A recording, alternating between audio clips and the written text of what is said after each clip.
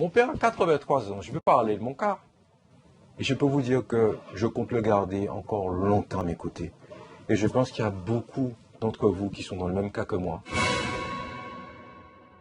Bonjour à tous, Jean-Marc Piquillon, pharmacien et président de l'UAPS des pharmaciens d'officine de Guadeloupe, Union régionale des professionnels de santé, pharmaciens d'officine de Guadeloupe. Alors les amis, je vois qu'aujourd'hui on a du mal à vous convaincre. La situation est pourtant si difficile et si dégradée.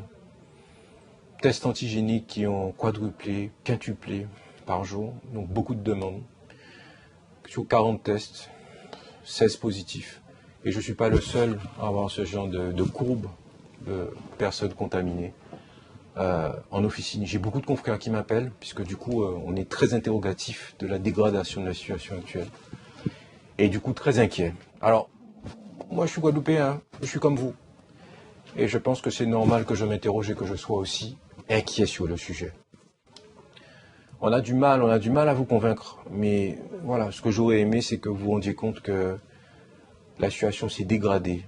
Alors, quand au niveau des ambulances, au niveau des pompiers, il y a une trentaine de rapatriements au CHU, uniquement pour la Covid, je ne vous parle pas des personnes traumatisées de la route, je ne les comptabilise même pas, des personnes qui font des AVC ou ils sont dans une urgence absolue avec des infarctus du myocarde, qui eux parfois ne trouvent même pas de possibilité d'être rapatriés dans l'urgence. Et je ne vous parle pas non plus là, de la déprogrammation des soins, qui date déjà du premier confinement.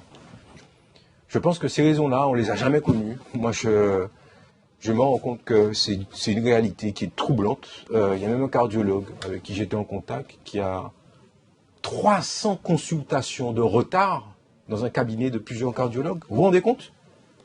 Alors, moi je dis qu'à un moment, ça fait quand même beaucoup. Il y a quelque chose qui se passe.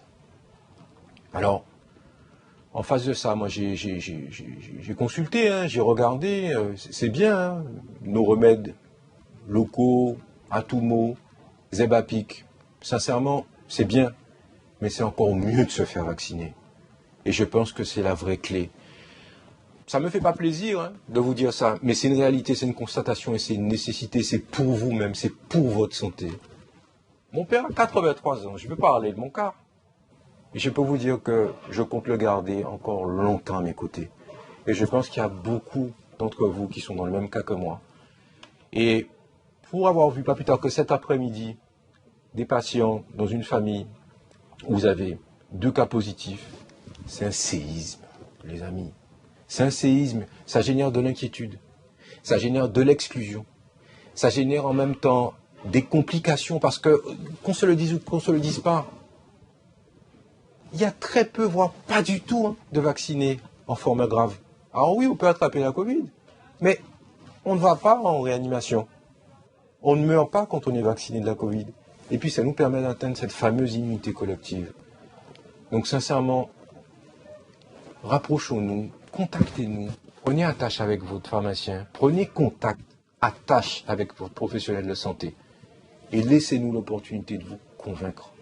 Parce que je sais que c'est difficile, je sais qu'on a été souvent un peuple qui a été ballotté avec des choses qui n'étaient pas la réalité. Mais celle-là, moi, je prends un engagement devant vous parce que je suis comme vous et je suis guadeloupéen.